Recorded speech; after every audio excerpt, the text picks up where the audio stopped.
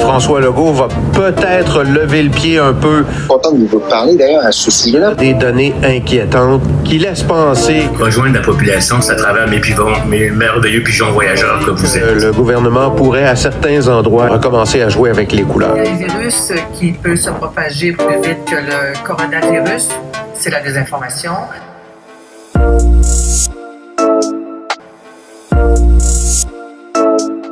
Alors, il y a un sujet auquel je me suis intéressé récemment, c'est le fait que les journalistes arrivent à avoir de l'information liée aux nouvelles mesures sanitaires, là, avec la période de pandémie, de Covid.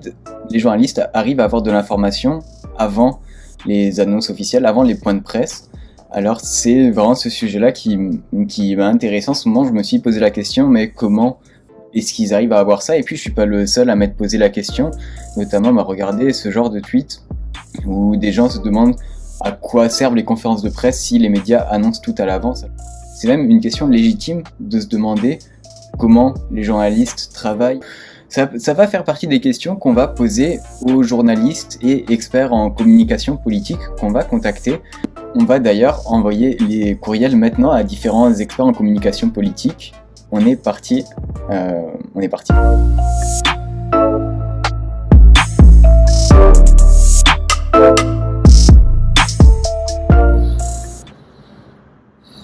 Bon, c'est pas facile, hein. Mais heureusement, il y a une chose qui est très très bien quand on fait des demandes d'entrevue.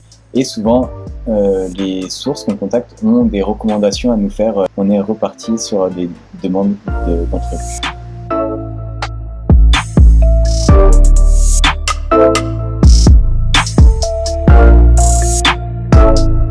Moi, j'ai eu pas mal d'entrevues. Il y a plein de gens qui m'ont répondu, alors on débriefe ça ensemble. Donc, je m'appelle Sébastien Bovet, je suis ce qu'on appelle le chef du bureau parlementaire de Radio-Canada à l'Assemblée nationale. Je suis aussi l'animateur d'une émission de politique qui s'appelle Mordu de politique sur les ondes de RDI. Je suis à la colline parlementaire depuis une quinzaine d'années, depuis 2005. Donc là, vous voyez, quand en tant que journaliste, ou en tout cas étudiant en journalisme, quand on contacte des gens, c'est important qu'ils soient évidemment pertinents pour le sujet. Et là, Sébastien Bovet, donc, qui est extrêmement pertinent pour ce sujet, puisqu'il a beaucoup d'expérience en tant que journaliste politique. Très content de vous parler d'ailleurs à ce sujet-là. Content de me parler, moi aussi j'étais content de lui parler. On continue.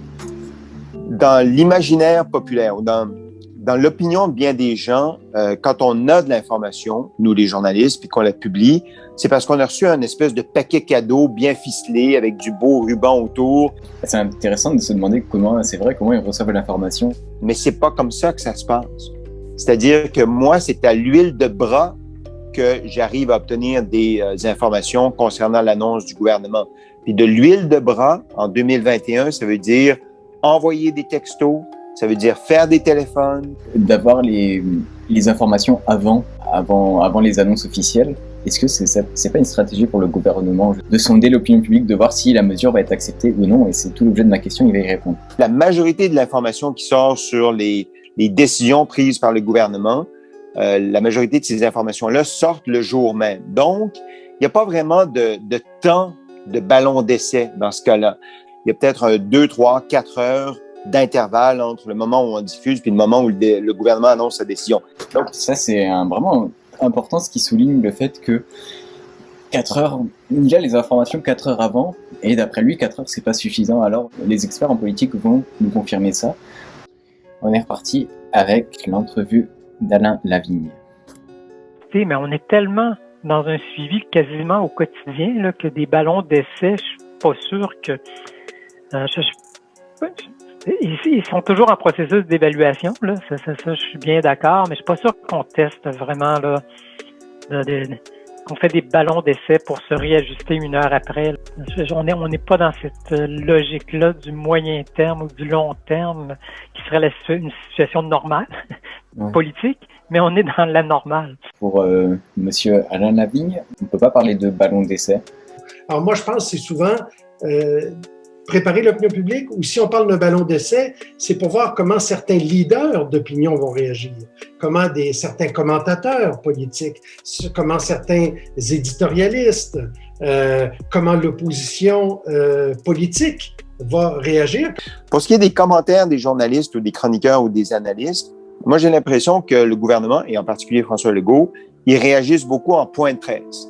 C'est-à-dire que pendant la journée, quand ils ont entendu des commentaires, où ils ont vu dans quelle direction le vent soufflait sur leurs éventuelles décisions qu'ils allaient prendre à 17 heures, il ajuste son discours puis il essaie de répondre à ces commentaires-là en point de presse. Comme ça, on a, avant la conférence de presse, des éléments du contre-discours. Il rappelle que finalement, peut-être que c'est de nous donner ces informations avant, ça sert au gouvernement à préparer son argumentaire, et c'est exactement ce que nous disait Sébastien Beauvais. Pourquoi l'avoir avant? Ça, c'est la grande question. D'abord, c'est pas tout le monde qui écoute les points de presse. Les grands rendez-vous de 17h ou de 13h, c'est pas tout le monde qui est arrivé à son écran ou qui reçoit les alertes ou qui lit sur Facebook les déclarations du premier ministre. Et on est dans un contexte d'urgence sanitaire. Les mesures qui sont annoncées sont des mesures qui sont souvent restrictives, qui vont changer le quotidien de la population. Les gens doivent être au courant de ces mesures-là pour pouvoir les appliquer. Puis parfois, ce sont des infractions en bout de piste. Donc, par exemple, si on dit que vous ne pouvez pas recevoir des gens à la maison, si vous le faites, vous êtes passible d'une amende. Il faut absolument que le gouvernement soit capable de l'expliquer. Ce que nous explique Claudie Côté, c'est que d'avoir les informations avant l'annonce, ça sert à ce qu'une majorité de la population soit au courant. On a vu que beaucoup de gens se plaignaient justement de ce que les autorités ne nous disaient pas tout, ne nous donnaient jamais la longue perspective, alors que, bon, ils l'avaient. Au Québec, par exemple, quand le premier ministre nous a dit « on va faire un effort de 28 jours », tout montrait bien qu'un effort de 28 jours ne suffirait pas, là, qu'on était parti pour plus d'un an avec cette pandémie, mais il ne l'a jamais dit. Donc, quand on empêche la population de voir de l'avant, mais vous êtes un peu comme un passager à moto, mais qui aurait un masque qui lui couvre complètement la vue. C'est assez angoissant. Si on cache les yeux, je comprends que ça puisse faire peur. Il y a une partie, oui, du travail du journaliste qui est de relayer l'information de la façon la plus objective possible. Mais si on questionne pas, si on pose pas des questions, si on remet pas en perspective, si on cherche pas à comparer, ben là, c'est toute une partie du travail journalistique qu'on fait pas. De faire du journalisme, comme elle l'a dit, c'est pas de la communication publique. Elle n'est pas là pour se faire juste le relais du gouvernement, mais aussi pour poser des questions de l'intérêt des points de presse, notamment. Les journalistes, s'ils ne savent pas ce qui va se passer, si on dit qu'il va y avoir un point de presse dans 2 jours, puis on va vous dire quelles sont les orientations du gouvernement, bien, à partir du moment où on annonce qu'il va y avoir un point de presse, ils vont déjà commencer à parler de ce qu'il va y avoir dans le point de presse. Ça, il va entamer sur le journalisme spéculatif, qui est de se demander qu'est-ce qu'il va y avoir quand il manque d'informations. Ça peut être un écueil du journalisme. S'ils ne sont pas informés de ce qu'il va y avoir effectivement dans le point de presse, ils vont spéculer. Ils vont imaginer toutes sortes de possibilités, ils vont interroger toutes sortes d'experts pour voir où ça pourrait s'en aller, etc. Et là, ils ajoutent à la confusion. Où on va essayer de prévoir les choses. Et vraiment, le journaliste spéculatoire, il est énervé contre ça, il va le faire savoir. On est dans un journalisme prédictif. Or, l'information, ça ne se prévoit pas, elle se relate. Le journalisme politique réagit très mal à l'incertitude du discours politique. Donc, il y a un travail, disons, d'encadrement, si vous voulez, des journalistes par les pouvoirs publics. Pas au sens où pas dans le sens d'un dirigisme là, où on leur dit où aller, mais d'éviter que ça parte dans toutes les directions puis que ça contribue à créer de l'incertitude, de l'angoisse, de l'inquiétude chez les gens. Maintenant qu'on l'a d'avance, on est capable, nous les journalistes, de faire une partie du travail, c'est-à-dire de poser des questions à d'autres experts, d'aller vérifier, de faire des comparaisons avec d'autres juridictions, avec d'autres provinces, de valider certaines données, certaines statistiques pour pouvoir se présenter au point de presse, être prêt et poser les questions adéquates. La COVID a permis de voir quel était l'état de la compréhension de la population de ce qu'est le travail scientifique. C'est peut-être aussi un travail d'éducation par le fait même, parce que les gens ont fini par comprendre que, on est en train de comprendre, de découvrir que la science n'est pas instantanée. Un des apprentissages liés à la COVID, quand il y a un événement qui est basé sur la science, le doute existe et c'est d'apprendre ce que c'est que le doute scientifique. Donc, ça met en lumière l'importance peut-être de continuer à faire de l'éducation scientifique auprès de la population pour leur permettre de faire ces différences.